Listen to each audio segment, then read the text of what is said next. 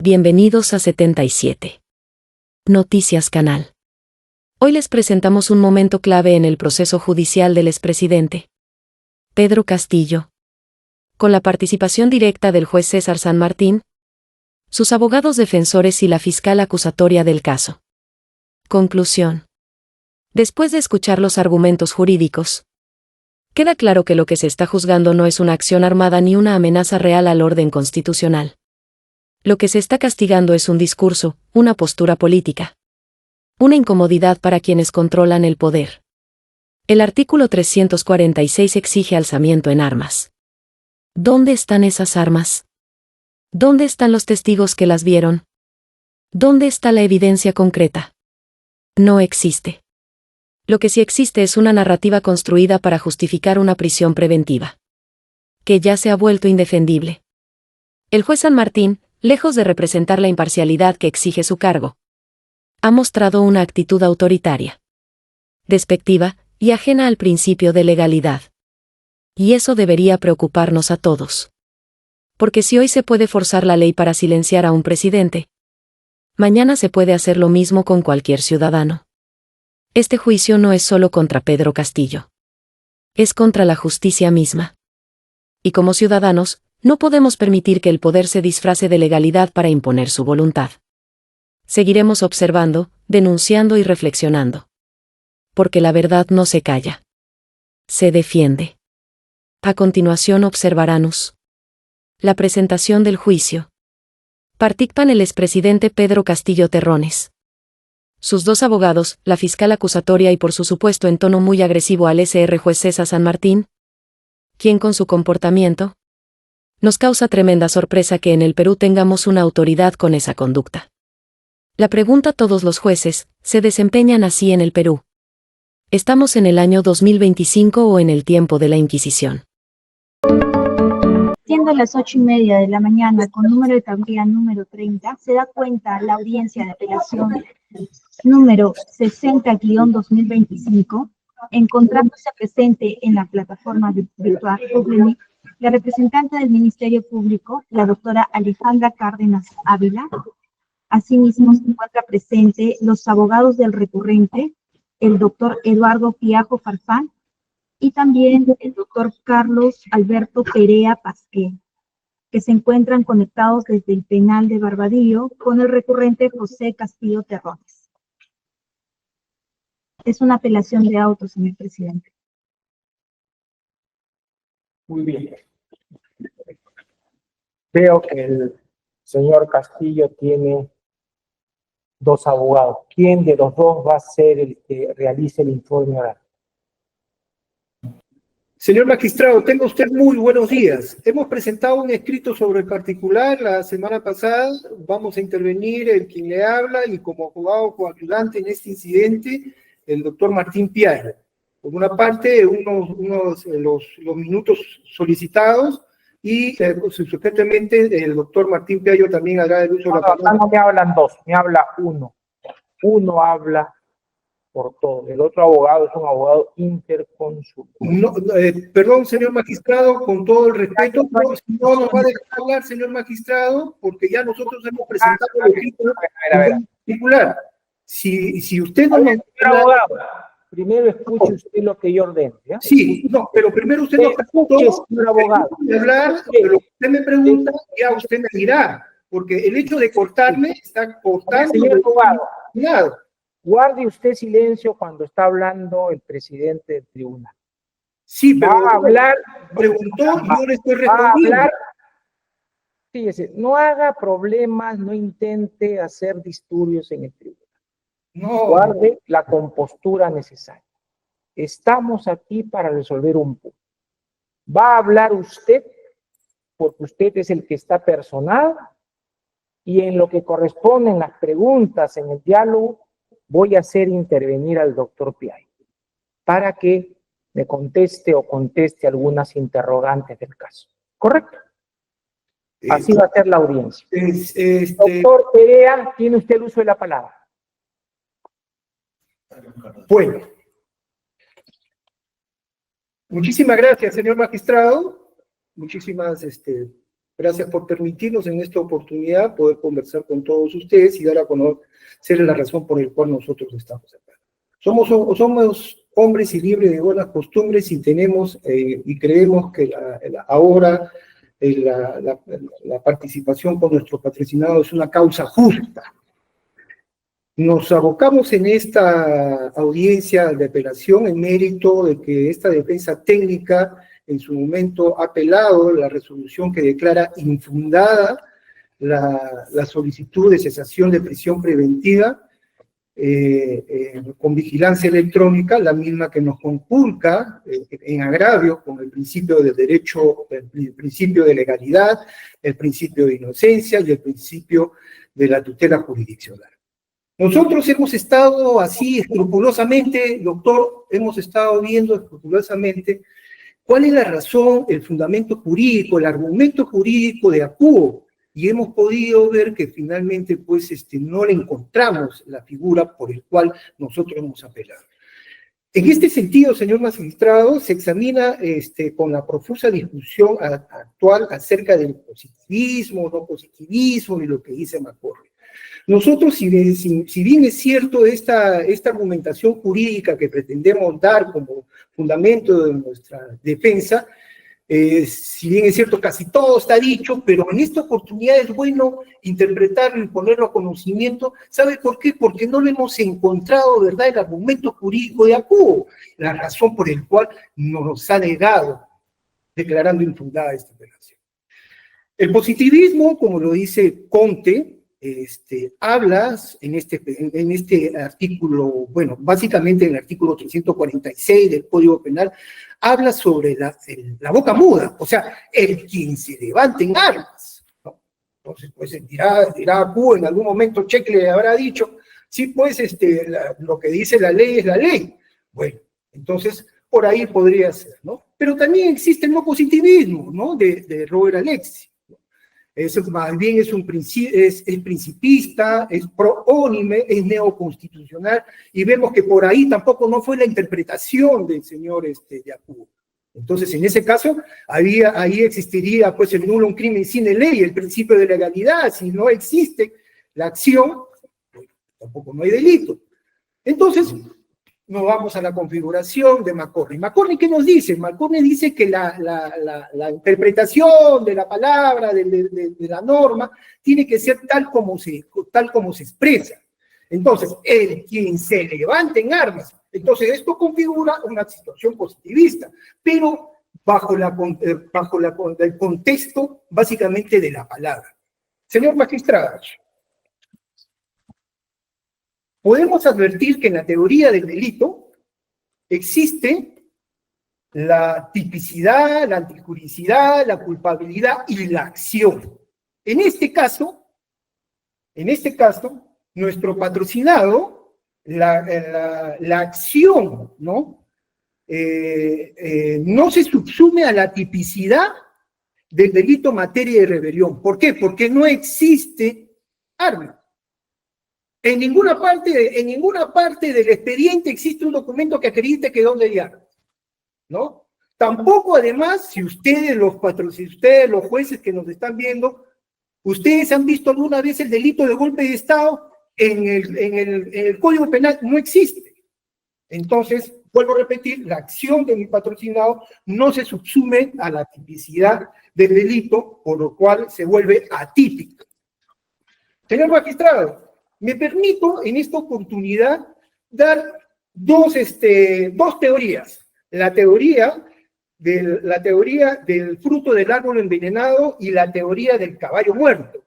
La teoría del fruto del árbol envenenado, como todos lo saben ustedes, y existe un antecedente del expediente 02309 del 2022, en donde dice que las pruebas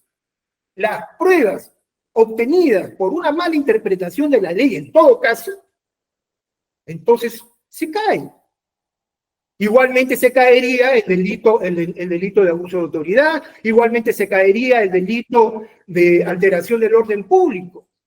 Pero, señores, existe la teoría del caballo muerto. El caballo muerto es el artículo 346. Con Antauro sí, que se levantó en armas y funcionó. Pero desde el momento que mi patrocinado ha sido detenido, han tratado, ¿no?, como una institución del Poder Judicial, en que en la práctica muchas veces ocurre lo contrario. En lugar de abandonar el caballo muerto, en vez de hacer que el artículo 346 funcione, más o menos podría ser así. Han tratado de comprar una nueva silla, mejorar la alimentación, cambiar al jinete, han querido dorar la píldora, señor magistrado. Esta teoría pone de evidencia como muchas personas y muchas organizaciones, en este caso el Poder Judicial, que ha superado su capacidad de resolución, prefieren negar la realidad y desperdiciar el tiempo en recursos y esfuerzos y soluciones inútiles, en lugar de aceptar el problema desde el principio y tomar las decisiones inteligentes y efectivas. Señor magistrado, nosotros hemos pedido la cesación de la prisión preventiva el 3 de enero y hemos ofrecido, en ese sentido, hemos pedido la cesación de la prisión preventiva porque hemos advertido que durante todo este proceso la tipicidad la acción no se subsume a la tipicidad del delito. Entonces, por esa razón, y adicionalmente de haber revisado los tomos, hemos podido evidenciar que el Ministerio Público, ¿no?, ha solicitado a la presidencia del Consejo de Ministros una serie de informes con respecto a quiénes han entrado, quiénes han salido ese día, los 100 y pico de ciudadanos. ¿Y por qué, digo yo, y por qué les pregunto a todos, por qué, si siendo ellos testigos primarios, por qué no se les pregunta dónde están las armas? ¿Por qué Checle dice que no? ¿Dónde están esas armas? ¿Por qué no preguntar a los 1.200 efectivos policías que estuvieron ese día cuidando Palacio de Gobierno y Palacio Legislativo? ¿Por qué no se les pregunta si es que utilizaron o no las armas? Esos son los testigos que nosotros estamos proponiendo y entendemos que el señor Checle, que bueno, aparentemente parece una niña, parece un niño de kinder, que siempre ha dicho no, no, no, no. Señora, en el artículo, en el considerando quinto de la resolución, ¿no?, dice, habla sobre la nota de información que estamos diciendo de los policías que intervinieron ese día, y lo único que dice, por lo que resulta impertinente, idóneo para justificar exceso de prevención. O sea que los policías que han estado ahí y que el Ministerio Público los ha solicitado como testigos y no lo han podido hacer hablar, porque a la prueba se le habla. Entonces, digo yo, ¿por qué no? ¿Cuál es la razón? Por eso, ¿cuál es la razón por la cual no lo han hecho hablar?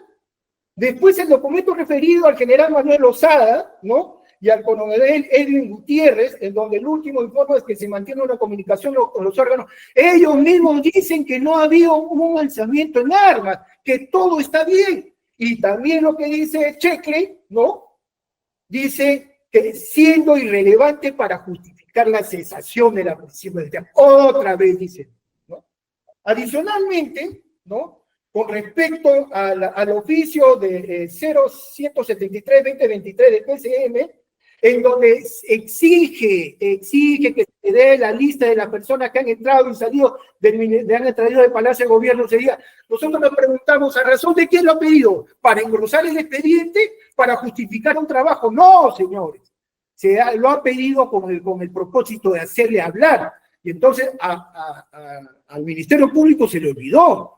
Al juez de investigación preparatoria se le olvidó. Y entonces, ¿saben lo que dice finalmente en ese sentido? No, que se le hubieron debido pedirlo en ese momento.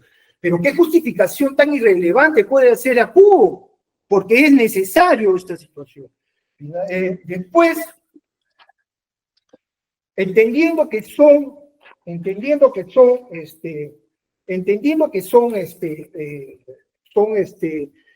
testigos primarios, todos hemos visto, todos hemos recibido la información de que el Ministerio Público dice que el abuso, con respecto a la rebelión, el acto ejecutivo es dar una lectura. El acto ejecutivo es dar una lectura. Entonces, para los efectos, ¿no? Entonces, para los efectos habrá que decir, en todo caso, el que levanta un papel, ¿no?, el quien proclama una arenga o un golpe de Estado. Señor abogado, acá estamos trabajando la cesación de la prisión preventiva. Así es, déjeme Estoy terminar. trabajando, pero vayamos a las razones fundamentales. Sí, pero me va a dejar terminar, por favor, que esas son las razones. Muchísimas gracias, señor magistrado. Estoy cediendo continuamente. Ya. Primero, ha insultado. Doctor, me está cortando la ilación, le pido por favor que el espíritu de la defensa. No, es que vamos a que quien manda acá es el juez. No venga usted a querer dirigir la audiencia. No, de ninguna manera. Claramente usted señor. Es que no puede insultar al juez Chepe. No le he insultado, señor. Usted, no. Usted concordante con. No, en todo caso, que quede. A ver, silencio entonces, a ver. Siga usted. Le doy un minuto más. Le doy un minuto más. Siga usted. No, es que no voy a poder terminar un minuto más. No es así, señor magistrado. Déjeme terminar, por favor. Ya está la orden. Siga usted. Entonces, está conculcando el derecho a la defensa. Esto no es una cosa de que porque me quedo callado no tengo por qué decir. Esta es una defensa, señor magistrado. Por favor, yo le rogaría en todo caso que usted lo estuve conveniente porque de eso se trata, es una defensa. Esto no se puede conculcar. Déjeme terminar, por favor. Gracias. No, acá no hay gracias de por medio. Haga usted una intervención corta, ya está usted exponiendo mucho. Vayamos a hacerlo, porque los tiempos... Ya, entonces déjeme terminar entonces con la vigilancia electrónica para terminar esta situación. Miren, señor magistrado, escuchen, señores, los que están en la sala. Existen dos decretos, existen dos normas. Con respecto a la vigilancia electrónica, el año 2023 se ha modificado el tema de la vigilancia electrónica, sacando el delito de rebelión, pero en el extremo máximo son 10 años y en el extremo mínimo de rebelión son 10 años. Básicamente fácil, de alguna manera u otra podría haber sido hecho una ultra retroactividad benigna, señor magistrado. Con eso le estoy diciendo de que esto para nosotros tendría que solicitarle que se revoque la impugnada y que sí, tenga usted la oportunidad de hacer justicia, señor magistrado, y que se vaya a su casa con vigilancia electrónica, porque existe lo que estamos haciendo ahora, existe expediente electrónico, se ha mejorado el mundo. ¿Por qué no así? ¿Por qué no estamos a la altura de otros países? Muchísimas gracias. Muy bien. La señora fiscal tiene el uso de la palabra. Gracias, señor juez supremo, y a los demás concurrentes, buenos días. El Ministerio Público va a ser bastante técnico porque entiende que esta audiencia no es un mero ejercicio de retórica, sino que es para que se revise si la resolución venida en grado es correcta y se adecúa a los parámetros normativos y jurídicos de la petición formulada. Se nos ha presentado un cese de prisión preventiva y la resolución que declara infundada la misma, la resolución número 3 del 29 de enero del 2025, en la cual el Ministerio Público sí ha encontrado un debido análisis del caso que va del 4.1 al fundamento octavo, en los cuales desarrolla cada uno de los presupuestos planteados en su momento por la defensa. En primer lugar, cabe resaltar que en el 4.4 señala que durante todo el proceso de la investigación preparatoria, las diferentes defensas del investigado Castillo Terrones han incoado una serie de mecanismos procesales como de tutela jurisdiccional efectiva. Han cuestionado durante todo el proceso la tipicidad del delito por el cual está siendo procesado. Pero como lo señala el artículo 283.4, la cesación de las medidas proceden cuando nuevos elementos de convicción demuestren que no concurren o no subsisten los motivos que determinaron su imposición. Es decir, Primero, en el análisis que ya se hizo de la tipicidad, ahora sobre eso deberían concurrir nuevos elementos de convicción. ¿Y qué es lo que planteó en su momento la defensa, que no lo ha dicho ahora oralmente, pero que está en el recurso escrito y por eso me remito a ello, por el principio de congruencia procesal? Es de que no se han realizado ciertos actos de investigación. No es que se hayan aportado, no es que se hayan incorporado al proceso conforme al principio de discovery. Por el contrario, está hablando de lo que no se hizo. Y hay que recordar que en un proceso la parte imputada tiene el derecho de ofrecer y el deber también de una defensa suficiente de aquello que podría apoyar en el descargo de la imputación que se le formula. Y lo cierto es que no se realizaron actos de investigación como la declaración de 100 efectivos policiales y militares, por lo tanto no podemos hablar de que este sea un nuevo elemento de convicción. Asimismo, la defensa pretende en esa oportunidad, como lo dice el juez de primera instancia, que cuando ya se concluyó la etapa intermedia se declaren nulas actuaciones procesales de la etapa de investigación. Nuevamente vemos una defensa que no ha planteado en el momento necesario lo que debía haber realizado y que pretende que ahora en una audiencia de cesación, que lo único que se tiene que ver es si hay novedad en los elementos que postula, si estos han sido incorporados debidamente y si además son trascendentes, de lo cual no hemos escuchado nada, ni se ha dicho ni por escrito ni oralmente, es lo único que debería analizarse en esta audiencia. Y de eso la defensa no ha dado ninguna razón, al contrario de lo que sí ha hecho el juez Checkley en sus fundamentos del 4º al 8º.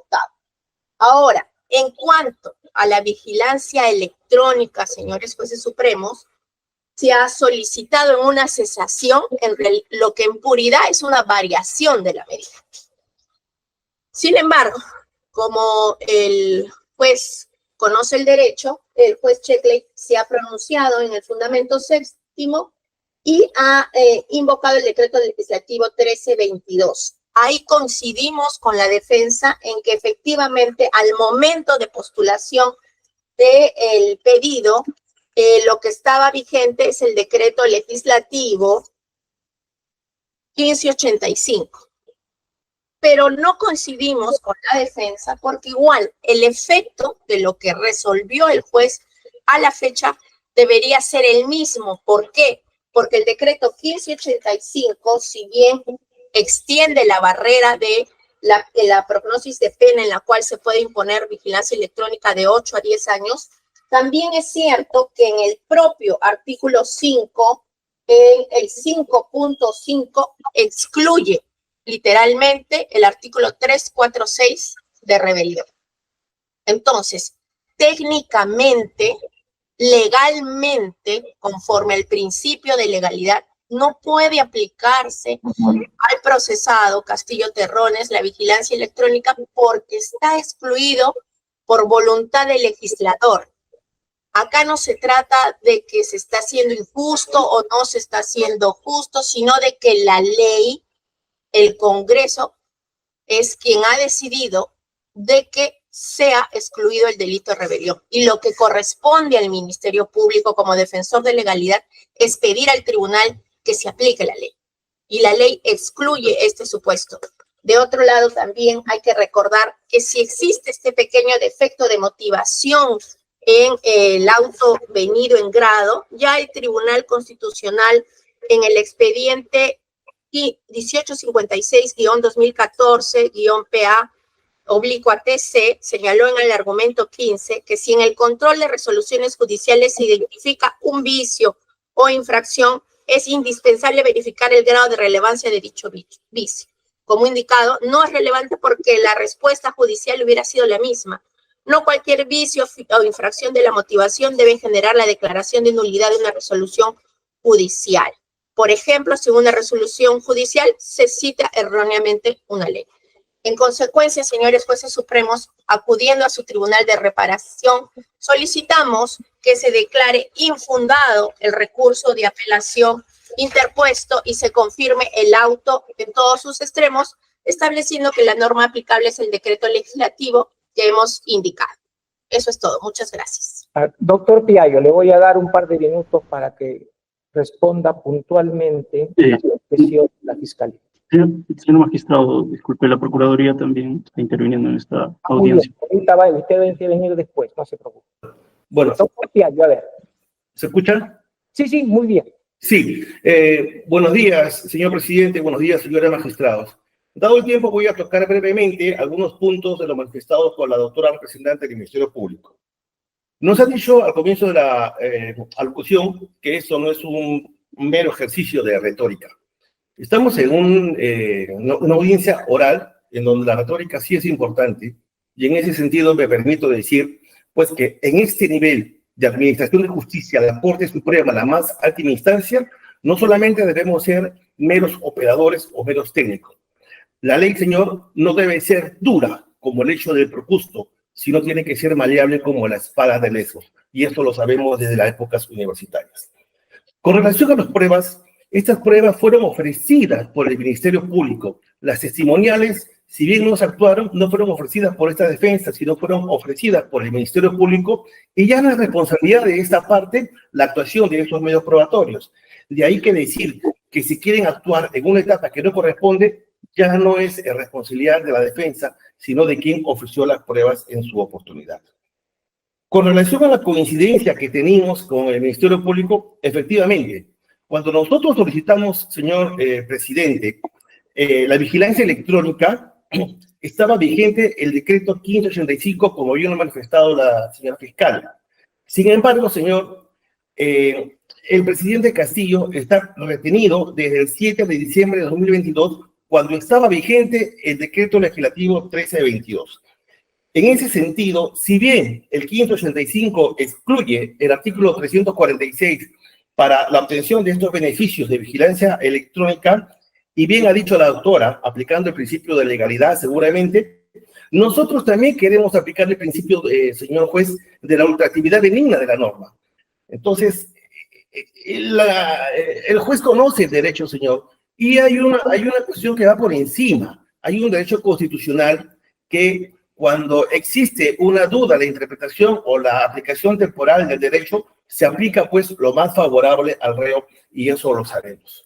Señor presidente, para terminar, nosotros saludamos a la sala y al Poder Judicial por la implementación de la tecnología en el despacho judicial, el expediente electrónico, las audiencias virtuales, la mesa de partes virtuales, la notificación electrónica.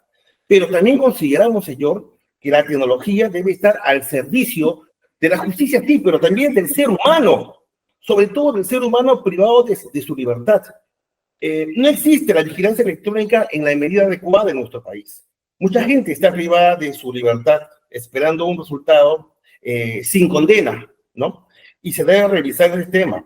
Pues como estuve leyendo, señor presidente, una obra del doctor Eduardo Demetrio Crespo, quien es catedrático de Derecho Penal de la Universidad de Castilla de la Mancha, Toledo, y él nos ilustraba sobre el espíritu del tiempo y el derecho penal. Y nos decía en concreto que no toda evolución significa un avance, pero todo avance debe ser analizado cuidadosamente con la lupa del conocimiento científico en aras de combatir la arbitrariedad y la inequidad. Esto puede generar tensión al momento de ver las cosas, pero para eso estamos. Toda contradicción es fundamental en la dialéctica del pensamiento, señor. Estamos en los tiempos de la neurociencia, el chip cuántico, la inteligencia artificial, y también tenemos que reflexionar, señor, sobre la humanización del derecho penal. Repito, este es un caso que no tiene precedentes en la historia del Perú, y por tanto también consideramos que las decisiones que ustedes, como buenos magistrados y gente formada en el derecho y maestros, muchos de ustedes, también pueden dar a la sociedad, acá termino, un ejemplo para que se tomen decisiones también excepcionales y sin precedentes. Eso es todo, señor presidente. ¿Alguna refutación de la doctora Cárdenas? Ninguna, doctor. Queremos que el Ministerio Público ha sido lo suficientemente claro. Muy bien. El señor Castillo tiene el uso de la palabra si lo quiere hacer. Señor presidente, buenos días a todos los que se encuentran en esta sala virtual. Buenos días. Como siempre lo he dicho, señor magistrado, yo jamás cometí el delito de rebelión. Lo que me tiene acá, doctor, y eso a usted mismo le consta, a analistas, a gente que se ha venido involucrándose en mi caso, de que para tenerme acá han forzado el tipo penal. Hoy estoy en un juicio oral donde existe una jueza que no solamente una sola voz tiene una opinión adelantada, sino más de 13 incidencias, forzando el tipo penal, doctor, diciendo de que no basta la violencia física, sino la violencia psíquica. ¿En qué parte del Código Penal se encuentra eso enmarcado en el artículo 346? Sin embargo, se sujetan a un Código Penal español. Si es así, yo en ignorancia jurídica o en todo caso legal, pues que se me lleve entonces a España a juzgarme. Señor magistrado, he escuchado también, he leído algunos artículos decir que usted como un hombre de derecho, formador, para algunos, así como conmigo, en la sociedad, algunas partes de la sociedad no les caemos bien, pues se han mentalizado de que usted encarna la injusticia en el país. Hoy es necesario que esto debe ser revertido y demostrar lo contrario, señor magistrado. En ese marco, debo mencionarle, doctor, de que hoy estoy en un juicio oral a la cual no me estoy sometiendo porque veo que no la cometí el delito, y mucho más cuando específicamente en esta audiencia se quiere ver una posibilidad de que a mí se me asigne o en todo caso se me someta a un derecho que es, en todo caso se me varíe mi situación carcelaria por la vigilancia electrónica, aduciendo en todo caso que algunos dicen, no, pues, pero eso se da para los que generan de alguna forma alguna perturbación o corren en todo caso, es un peligro para la sociedad. ¿Qué peligro yo podría generar en la sociedad, doctor? Al contrario, yo soy un presidente electo por el país y si yo salgo, yo creo que con cualquier ciudadano para caminar en la calle, o un magistrado o alguien del Ministerio Público, ¿cuál sería el peligro? Y además he demostrado los arraigos que se necesita para este caso. Yo dejo mano de usted, doctor, y más que todo que esto se haga escuchando a la razón y a la verdad. Gracias, doctor. Gracias, señor. La causa ha concluido, se resolverá inmediatamente, la causa queda al voto. Pueden retirarse, la audiencia ha concluido. Permiso.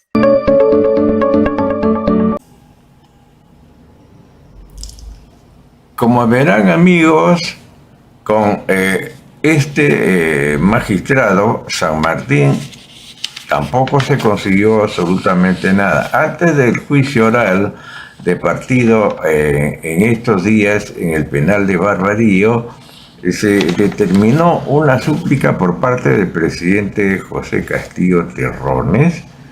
Pedro Castillo Terrones, al menos el que él pudiera, mediante el sistema de grillete electrónico, permanecer en su domicilio mientras se iba ventilando el juicio. La situación política iba agigantándose, la presión también. Por eso es que después de las técnicas realizadas internacionalmente por el abogado del presidente Croxato a nivel de la ONU y de las entidades de los derechos humanos, se presionó más ahí, por eso de que viéndose presionado San Martín, derivó al final todo esto para que el triunvirato fantasma que ahora juzga al presidente Castillo lo haga en Barbadillo. Y aparte, como verán, las instancias despóticas de San Martín para con los defensores del presidente Castillo no son lo usualmente normales que se digan, no hay un total desprecio por las solicitudes de la vigilancia de la abogacía del presidente, que deja mucho que desear. Bueno, amigos, sigamos adelante con estos informes que le damos constantemente, y 77 Noticias siempre a las órdenes. Pepe Zárate, Adelante.